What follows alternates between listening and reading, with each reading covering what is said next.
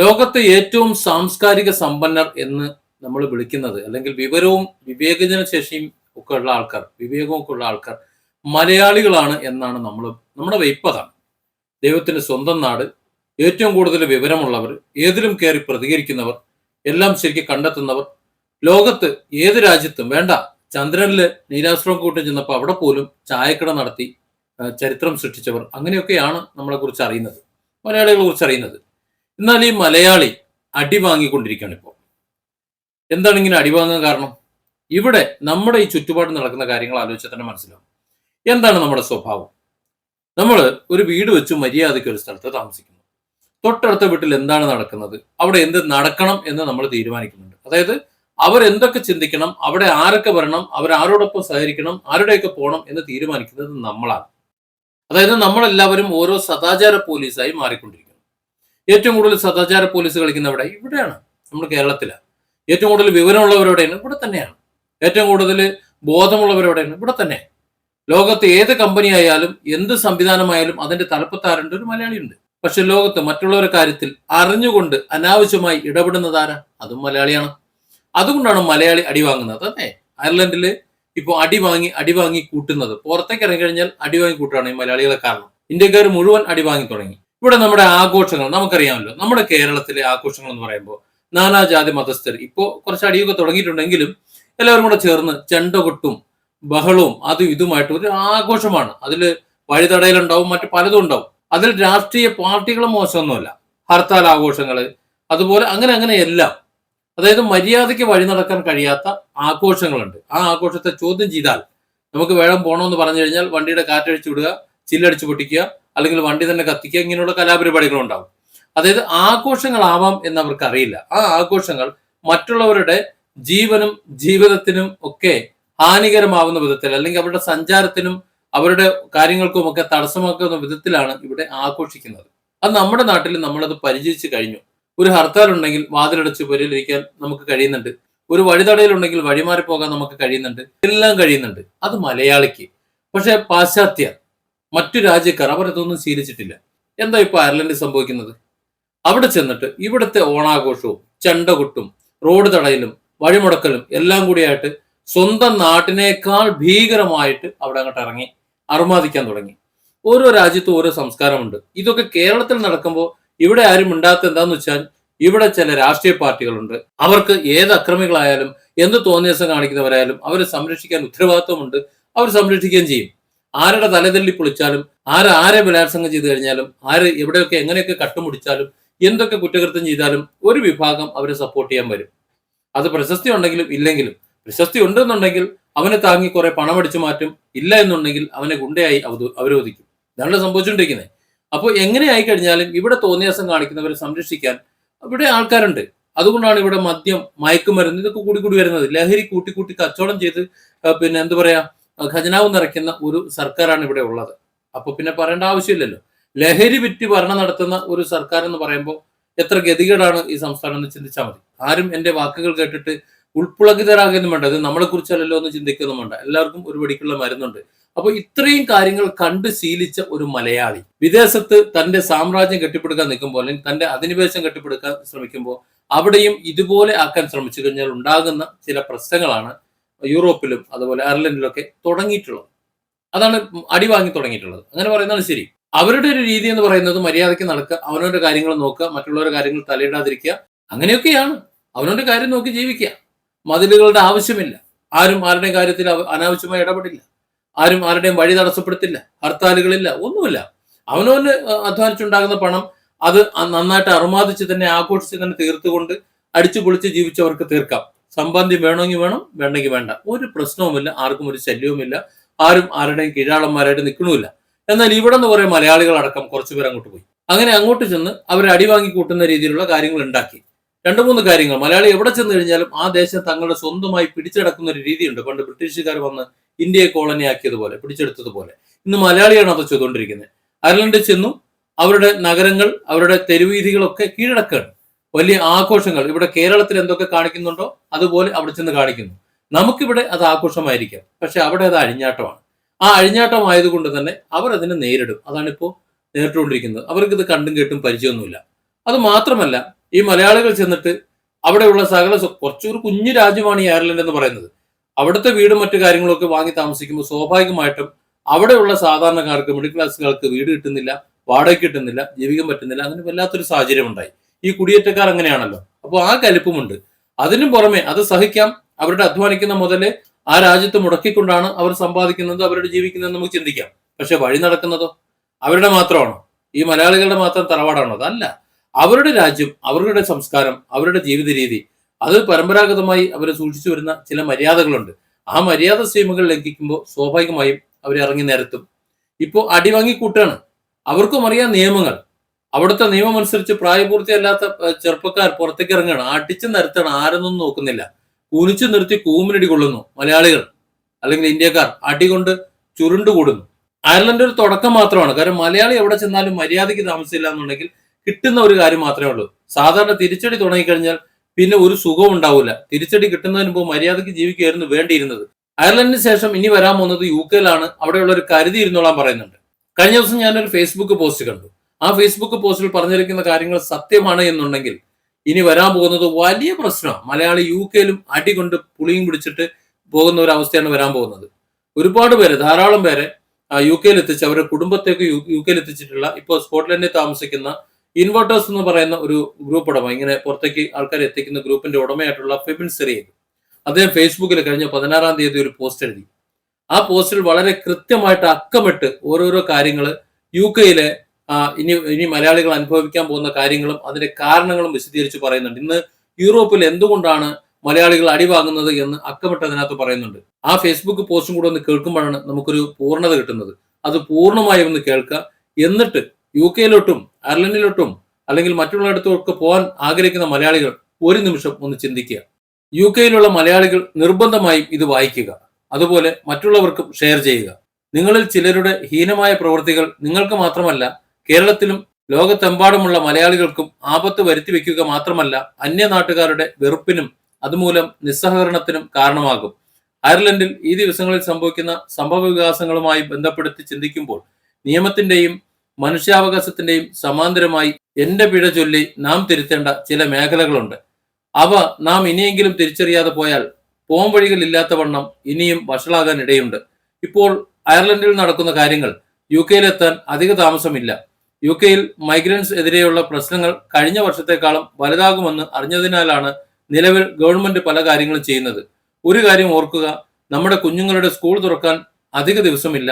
നമ്മൾ ചെയ്യുന്ന തോന്നിവാസത്തിന് പലപ്പോഴും സ്കൂളുകളിൽ ബുള്ളിയിങ് ഇരയാകുന്നത് നമ്മുടെ കുട്ടികളാണ്. ആദ്യം തിരിച്ചറിയേണ്ടത് നിങ്ങൾ പ്രവാസികളാണെന്ന യാഥാർത്ഥ്യമാണ്. ഇവിടെ നമ്മൾ വീട്ടുകാരല്ല, വിരുന്നുകാരാണ്. ബ്രിട്ടീഷ് പാസ്പോർട്ടും പെർമനന്റ് റെസിഡൻസിയും ഒരു ഔപചാരികത മാത്രം എന്നത് സ്വയം തിരിച്ചറിയേണ്ടതുണ്ട്. അല്ലെങ്കിൽ അപമാനവും അവഹേളനവും അപകടവും ദൂരത്തല്ല. കാലാകാലങ്ങളായി ഈ ജനത അവരുടെ ജീവിതത്തിൽ കാത്തുസൂക്ഷിക്കുന്ന ഒരു ഉന്നത നിലവാരമുണ്ട്.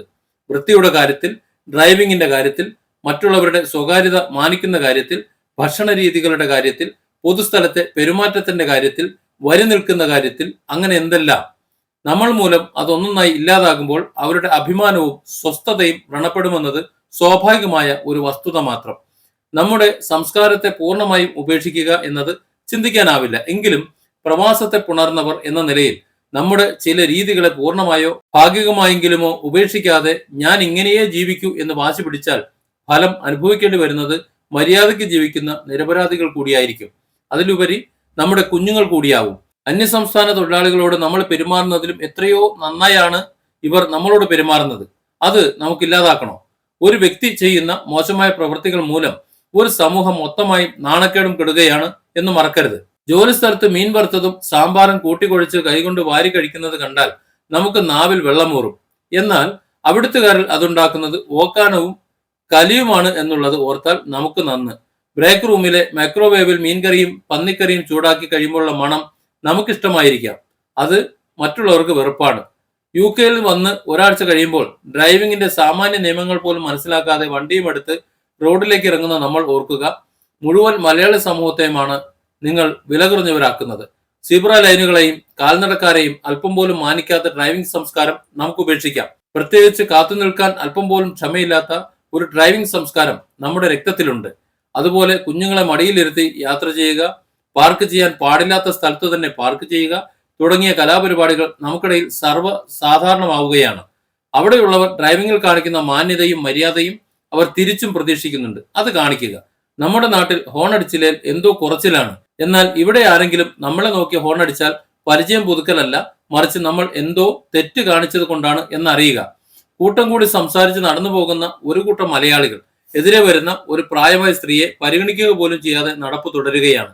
അരികിലേക്ക് മാറി ഒതുങ്ങി നിൽക്കേണ്ടി വരുന്ന ആ സ്ത്രീയുടെ ഉള്ളിൽ നുരഞ്ഞു പൊന്തുന്ന വിപരീത വികാരം സ്ഫോടനാത്മകമാണെന്ന് മറക്കാതിരിക്കുക. നമ്മുടെ എതിരെ വരുന്നവർക്ക് സൈഡ് കൊടുക്കുക, നമ്മളുടെ പിറകിൽ വരുന്നവർക്ക് കൂടി വാതിൽ തുറന്ന് പിടിച്ചു കൊടുക്കുക എന്നതൊക്കെ ഇവിടുത്തെ സംസ്കാരത്തിന്റെ ഭാഗമാണ്. നന്ദി പറയുന്നതിലും സോറി പറയുന്നതിലും ഒരു മടിയും കാണിക്കാതിരിക്കുക. പൊതു ഇടങ്ങളിൽ, പ്രത്യേകിച്ച് ബസ്സുകൾ, ബസ് സ്റ്റോപ്പുകൾ, ജോലി സ്ഥലങ്ങൾ, ഷോപ്പിംഗ് സെന്റർ, തിയേറ്റർ എന്നിവിടങ്ങളിൽ നാട്ടിലേക്ക് വീഡിയോ കോൾ വിളിച്ച് ഉച്ചത്തിൽ മലയാളം പറയുന്നവരെ വേണമെങ്കിൽ നിങ്ങൾക്ക് പറയാം അതെന്റെ സ്വാതന്ത്ര്യമാണ് എന്ന് മനസ്സിലാക്കുക. അപമര്യാദയാണ്. ഒരു പൊതുസ്ഥലത്ത് പാലിക്കേണ്ട മര്യാദ നിങ്ങൾ മറക്കുന്നു. വർദ്ധിച്ചു വരുന്ന ആഘോഷങ്ങളാണ് മറ്റൊന്ന്. മലയാളി മഹാസംഗമങ്ങൾ സൃഷ്ടിക്കുന്ന ഗതാഗത കുരുക്കിലും കാതടപ്പിക്കുന്ന ശബ്ദ കോലാഹലങ്ങളിലും പെട്ടുപോകുന്ന ഓരോ സ്വദേശിയുടെ ഉള്ളിലും വിപരീത വികാരത്തിന്റെ ഒരു കടൽ ഇരമ്പുന്നുണ്ട്. നമ്മൾ പോലും അറിയാതെ നമ്മളെ ആളുകൾ വെറുക്കുന്നതിന്റെ കാരണങ്ങൾ ഇതൊക്കെയാണ്. റോഡ് മുറിച്ചു കടക്കാൻ നിൽക്കുന്ന ഒരാൾക്കായി വണ്ടി നിർത്തിക്കൊടുത്തു നന്ദി സൂചകമായി ഒന്ന് നോക്കുകയോ കൈവീശി കാണിക്കാതെയോ ആ വ്യക്തി മുറിച്ചു കടന്നുപോയാൽ മിക്കവാറും ഉറപ്പിച്ചോളൂ അതൊരു മലയാളിയാണ്, അല്ലെങ്കിൽ ഒരു ഇന്ത്യക്കാരനാണ് എന്ന്. അത് കാണുന്ന മലയാളിയായി എനിക്ക് ദേഷ്യം തോന്നുന്നുവെങ്കിൽ ഇവിടുത്തുകാർക്ക് ദേഷ്യം എത്രത്തോളമാണെന്ന് ഊഹിക്കുക. കുട്ടികൾ സ്വൈരവിഹാരം നടത്തിക്കൊണ്ടിരിക്കുന്ന ചിൽഡ്രൻസ് പാർക്കുകളിൽ നമ്മുടെ കുട്ടികളും ഇപ്പോൾ ധാരാളമായി കളിക്കുന്നുണ്ട്. ഊഴം കാത്തു നിന്ന് ഓരോ റൈഡിലും കയറുക എന്ന സാമാന്യ മര്യാദ നമ്മുടെ കുട്ടികൾ കാണിക്കുന്നുണ്ട് എന്ന് പ്രിയ മാതാപിതാക്കളെ നിങ്ങൾ ശ്രദ്ധിക്കണം. പല കളിസ്ഥലങ്ങളിലും ഇന്ന് സർവ്വസാധാരണമായി കാണുന്ന ഒരു മര്യാദ ലംഘനമാണിത്. മറ്റുള്ളവരെയും പരിഗണിക്കാൻ നമ്മുടെ കുട്ടികളെ പഠിപ്പിക്കുക. നിയമങ്ങൾ പാലിക്കാതെ വീട്ടിൽ ഭക്ഷണം ഉണ്ടാക്കി പൊതു ഇടങ്ങളിൽ ഭക്ഷണം വിതരണം ചെയ്യപ്പെടുകയും അത് പിടിക്കപ്പെടുകയും ചെയ്യുമ്പോൾ അതിൽ പാരവയ്പ് എന്ന് പറഞ്ഞ് കലഹിക്കുന്നതിലുപരി ഒരു നിയമലംഘനം നടക്കുന്നുണ്ടെന്ന് മനസ്സിലാക്കണം. എന്ത് കാര്യം ചെയ്യുന്നുവെങ്കിലും അത് നിയമപ്രകാരം മാത്രം ചെയ്യുക. എനിക്കറിയില്ലായിരുന്നു എന്ന സ്ഥിരം പല്ലവി ഈ രാജ്യത്ത് വിലപ്പോവില്ല. ഒത്തുകൂടകളും പട്ടുസാരികളും വെള്ളമുണ്ടും ഉണ്ടെങ്കിലേ നമ്മുടെ ആഘോഷങ്ങൾ പൂർണ്ണമാകൂ എന്ന ചിന്തയും ഉപേക്ഷിക്കേണ്ടതാണ്. ആത്മീയതയും വിശ്വാസവുമായി യാതൊരു ബന്ധവുമില്ലാത്ത ഇത്തരം ബാഹ്യപ്രകടനങ്ങൾ മറ്റുള്ളവർക്ക് അല്പം പോലും ദഹിക്കുന്നില്ല എന്ന് മാത്രമല്ല ഇവിടെയൊരു അസഹിഷ്ണുത വളരുന്നുമുണ്ട് എന്ന് തിരിച്ചറിയാതെ പോയാൽ അവിടെയും നാം ഒറ്റപ്പെടും, സംശയമില്ല. പിന്നെ ഇത്തരം കാര്യങ്ങൾ കാണുന്നവർ അവരുടെ സ്വതവേയുള്ള ശീലം കൊണ്ട് മനോഹരം, അവിശ്വസനീയം എന്നൊക്കെ പറയുന്നുവെന്ന് മാത്രം. മുത്തുകുടകളും പട്ടുചേലയും ആളുകൾ നടുറോഡിൽ നടത്താതെ ആളുകളെടുത്ത് തൽക്കാലത്തേക്കെങ്കിലും ഒതുക്കണം. ഇവിടെ വന്ന വിദേശികളെല്ലാം ബോട്ട് കയറി വന്നവരാണ് എന്ന് വിശ്വസിക്കുന്ന കുറെ പേരുണ്ട് ഇവിടെ. അത് മറക്കരുത്. അല്പമെങ്കിലും പിന്തുണ കിട്ടാൻ സാധ്യത ഉണ്ടായിരുന്ന ദേവാലയങ്ങളിൽ നിന്നും നമ്മൾ പൂർണ്ണമായും അകലുകയാണ്. വിചിന്തനം നല്ലതായിരിക്കാം. മലയാളി ക്രൈസ്തവരെ സംബന്ധിച്ചിടത്തോളം ഇവിടുത്തെ ആരാധനാലയങ്ങളിൽ നിന്നും മാറി നമുക്ക് നമ്മുടെ രീതികൾ മാത്രം മതി എന്ന മട്ടിൽ ചിന്തിക്കുന്നതിന്റെ പോരായ്മകൾ നാം മനസ്സിലാക്കി വരുമ്പോഴേക്കും സമയം ഒരുപാട് കടന്നുപോയിരിക്കും. നമ്മൾ ഉപയോഗിക്കുന്ന ഇവരുടെ പള്ളികളും ഹാളുകളും നമുക്ക് കിട്ടാതാകുന്ന കാലം വിദൂരമല്ല. ഒരു കാലഘട്ടത്തിൽ ഏറ്റവും കൂടുതൽ ക്രിസ്തീയ വിശ്വാസികൾ ഉണ്ടായിരുന്ന രാജ്യം ആയിരുന്നിട്ട് പോലും എന്തുകൊണ്ടാണ് ഇവിടെയുള്ള പള്ളികൾ അടച്ചുപൂട്ടിക്കൊണ്ടിരിക്കുന്നത് എന്ന് മനസ്സിലാക്കുന്നത് നന്നായിരിക്കും. പകർച്ചവ്യാധികൾ പോലെ പടരുന്ന റെയിൽ സംസ്കാരമാണ് മറ്റൊരു ഭീഷണി. ജോലിസ്ഥലത്തും നടുറോഡിലും നഗരമധ്യത്തിലും പാർക്കിങ്ങിലും എന്ന് വേണ്ട സകലയിടത്തും അന്യന്റെ സൗകര്യത്തെയും പ്രൈവസിയും അല്പം പോലും മാനിക്കാതെ മലയാളം പാട്ടും വെച്ച് ഇന്ത്യൻ വസ്ത്രങ്ങളും അണിഞ്ഞ് ആടിപ്പാടുന്ന റീൽസ് നിർമ്മാതാക്കളെ പ്ലീസ്, ലീഡിലും ടെസ്കോയിലും കയറി ഓരോന്ന് വാങ്ങി അത് ഉയർത്തിപ്പിടിച്ച് ആരെയും കാണിക്കാതെ ഹലോ ഗൈസ്, ഞാൻ നാളത്തെ ബ്രേക്ക്ഫാസ്റ്റ് ഇതാണ് വാങ്ങാൻ പോകുന്നത് ഇട്ടോ, നല്ലതാണ് ഇട്ടോ എന്ന രീതിയിൽ ചെയ്യപ്പെടുന്ന റീൽസ് കാണുന്നവർക്കും ആ കടയിലുള്ളവർക്കും ഉണ്ടാകുന്ന ഇഷ്ടക്കേട് പ്രിയപ്പെട്ട റീൽസ് മലയാളികളെ നമ്മൾ തിരിച്ചറിയുക തന്നെ വേണം. ജോലിസ്ഥലത്തെ ഫോട്ടോയും യൂണിഫോമിലുള്ള ഫോട്ടോയും ഇട്ട് സോഷ്യൽ മീഡിയ നിറയ്ക്കുന്നവർ ഓർക്കുക, നിങ്ങളുടെ ജോലി ചെയ്യുന്ന സ്ഥാപനത്തിന്റെ സോഷ്യൽ മീഡിയ പോളിസിക്കും കോൺഫിഡൻഷ്യാലിറ്റി പോളിസിക്കും എതിരാണ് നിങ്ങൾ ചെയ്യുന്ന പലതും എന്ന്. നഴ്സുമാരെ പോലെയുള്ളവരുടെ പ്രൊഫഷണൽ കോഡ്സ് ഓഫ് കണ്ടക്ട് എന്താണെന്ന് കൂടി മനസ്സിലാക്കുക. 10-20 അടി അകലെ മാറി റോഡ് ക്രോസിംഗ് ഉണ്ടെന്നിരിക്കെ വണ്ടിയുടെ ഒഴിവ് നോക്കി അതും ഹെഡ്ഫോണും വെച്ച് അരുതാത്ത സ്ഥലത്തു കൂടി റോഡ് മുറിച്ചു കടക്കുന്ന മലയാളി യുവതി യുവാക്കളെ കൊണ്ട് റോഡുകൾ നിറഞ്ഞിരിക്കുന്നു. ഇത് കാണുന്ന സ്വദേശികൾ നമ്മളെ വെറുക്കും. സമയനിഷ്ഠയാണ് മറ്റൊന്ന്. പിറന്നാളുകൾ, ആഘോഷങ്ങൾ തുടങ്ങിയ പരിപാടികൾക്ക് ഹാളുകൾ ബുക്ക് ചെയ്ത് സമയം കഴിഞ്ഞും സോറി എന്ന് പറഞ്ഞ് വീണ്ടും വീണ്ടും നീട്ടുകയും വേസ്റ്റ് അവിടെ തന്നെ തള്ളിപ്പോവുകയും ചെയ്ത് മലയാളി എന്ന് കേട്ടാൽ എല്ലാ ഹാളുകളുടെയും വാതിൽ അടഞ്ഞു തുടങ്ങിയിട്ട് നാളുകൾ ഏറെയായി. എന്തിന്, ജോലി ചെയ്യുന്ന സ്ഥാപനത്തിൽ പോലും നമ്മൾ കൃത്യസമയത്ത് എത്താറുണ്ടോ? നമ്മളറിയാതെ നമ്മുടെ കൂടെ വർക്ക് ചെയ്യുന്നവർ നമ്മളെ വെറുക്കാനുള്ള ഒരു പ്രധാന കാരണം ഇതാണ്. കാർ, ബോട്ട്, ബാറുകളാണ് മലയാളികളെ മുഴുവൻ നാണം കെടുത്തുന്ന മറ്റൊരു കാര്യം. ഏതൊരു ആഘോഷം അല്ലെങ്കിൽ പൊതുപരിപാടി നടന്നാലും ജീവിതത്തിൽ ഒരിക്കലും മദ്യം കാണാത്തത്ര ആവേശത്തോടെ കാറിന്റെ ഡിക്കി തുറന്നു പിടിച്ച് നടത്തുന്ന മദ്യശാലകൾ മലയാളികളെ എത്രമാത്രം അപമാനിതരാക്കിയിട്ടുണ്ടെന്ന് വിചിന്തനം ചെയ്യുന്നത് നല്ലതായിരിക്കും. നമുക്ക് വലിയ ബുദ്ധിമുട്ടില്ലാതെ കിട്ടിക്കൊണ്ടിരിക്കുന്ന എത്രയോ ഹാളുകൾ ഈ ഒരൊറ്റ കാരണത്താൽ നമുക്ക് കിട്ടാതായി. അവിടെ മലയാളികൾ വലിച്ചെറിയുന്ന ഭക്ഷണാവശിഷ്ടങ്ങൾ വളർത്തുമൃഗങ്ങൾ കഴിച്ചാലുണ്ടാകുന്ന അവസ്ഥ നിങ്ങൾക്കറിയാമോ? ജോലി സ്ഥലത്ത് ആരെങ്കിലും നമ്മളോട് കുറച്ച് അടുപ്പം കാട്ടിയാൽ പിന്നെ അവരാണ് നമ്മുടെ എല്ലാം എന്ന രീതിയിൽ പെരുമാറാതിരിക്കുക. അവരുടെ പ്രൈവസി അവർക്ക് കൊടുക്കുക. അവരോട് വേണ്ട ചോദ്യങ്ങൾ മാത്രം ചോദിക്കുക. ശമ്പളം, വിവാഹം, കുട്ടികൾ, വീട് അതൊക്കെ അവരുടെ സ്വകാര്യതയാണ്. ആൺകുട്ടികളോട് ജോലി സ്ഥലത്തെ ഒരു പെൺകുട്ടി ചിരിച്ചു കാണിച്ചാലോ അല്ലെങ്കിൽ സ്നേഹസൂചകമായി ഒരു ഹഗ് തന്നാലോ അവൾക്ക് പ്രണയമാണ് അല്ലെങ്കിൽ നിങ്ങളുടെ സൗന്ദര്യത്തിൽ വീണു എന്ന് വിചാരിക്കരുത്. വേറൊരാളുടെ ശരീരത്തിൽ അവരുടെ പൂർണ്ണ സമ്മതം ഇല്ലാതെ തൊട്ടാൽ അകത്തു പോകും എന്ന് മനസ്സിലാക്കുക. അനുവാദമില്ലാതെ മറ്റുള്ളവരുടെ ശരീരത്തിൽ തൊടാതിരിക്കുക. ജോലി സ്ഥലത്തെ മലയാളം സംസാരമാണ് മറ്റൊന്ന്. ഇന്ന് UK-യിലെ പല സ്ഥാപനങ്ങളും മലയാളികളെ ഇനി ജോലിക്ക് വേണ്ട എന്ന് പറഞ്ഞു തുടങ്ങിയിരിക്കുന്നു. അതിൽ പ്രധാന കാരണം മലയാള ഭാഷയുടെ ഉപയോഗവും ജോലി സ്ഥലത്ത് മലയാളികൾ തമ്മിലുള്ള തമ്മിൽ തല്ലുമാണ് എന്ന് മനസ്സിലാക്കുക. പണ്ടൊക്കെ നമ്മളൊക്കെ ഏഷ്യൻസ് ആയിരുന്നു, എന്നാൽ അവർക്കറിയാം നമ്മൾ കേരളയാണോ അതോ വേറെ നാട്ടിൽ നിന്നാണോ എന്ന്. ഇതുപോലെ ഇനിയും എത്രയോ കാര്യങ്ങൾ. പ്രിയപ്പെട്ടവരെ, നമ്മുടെ സംസ്കാരത്തിന്റെ നല്ല വശങ്ങളെ ഓർത്ത് നമുക്ക് അഭിമാനിക്കാം. പക്ഷേ ആ സംസ്കാരവുമായി തികച്ചും വ്യത്യസ്തമായൊരു ഇടത്തിലാണ് നാം ഉള്ളത്. ഏതൊരാൾക്കും സന്തോഷത്തോടെയും അഭിമാനത്തോടെയും ജീവിക്കാൻ തക്ക ഒരു സാംസ്കാരിക വ്യവസ്ഥ ഉള്ള രാജ്യത്ത് തന്നെയാണ് നാം ജീവിക്കുന്നത്. അല്പം കൂടി ആ രീതികളെ മനസ്സിലാക്കാനും ജീവിക്കാനും നമുക്ക് ശ്രമിക്കാം. നമ്മൾ മാത്രമാണ് കുഴപ്പക്കാരൻ എന്ന് ചിന്തിക്കുന്നവരോട്, നമ്മൾ നന്നായാൽ നമ്മുടെ സമൂഹവും നന്നാവും. UK-യിലെ നിരവധി മേഖലകളിൽ നമ്മുടെ മലയാളികൾ മുൻനിരയിലുണ്ട്. അതൊക്കെ സാധ്യമായത് നമ്മുടെ കഴിവുകൊണ്ട് മാത്രമല്ല, അവരുടെ സപ്പോർട്ടും പരിഗണനയും കൊണ്ടാണ്. അത് നമ്മൾ ഇല്ലാതാക്കരുത്. ഒരു കാര്യം ഓർക്കുക, സാങ്കേതിക വിദ്യ വികസിപ്പിക്കുകയാണ് നമ്മൾ പറയുന്നതും എഴുതുന്നതും വായിക്കുന്നതും. എന്തിനേറെ ഈ എഴുതിയതും ആർക്കും ഏത് ഭാഷയിലും വായിക്കാനും കേൾക്കാനും സാധിക്കും. അതുകൊണ്ട് തന്നെ എല്ലാവരും എല്ലാം അറിയുന്നുണ്ട്. ഇത് വായിക്കുന്ന ഒരാളെങ്കിലും മാറ്റങ്ങൾ വരുത്താൻ ശ്രമിക്കും എന്ന പ്രതീക്ഷയോടെ Febin സെറിയെ. Different angles. Don't forget to subscribe and support this channel.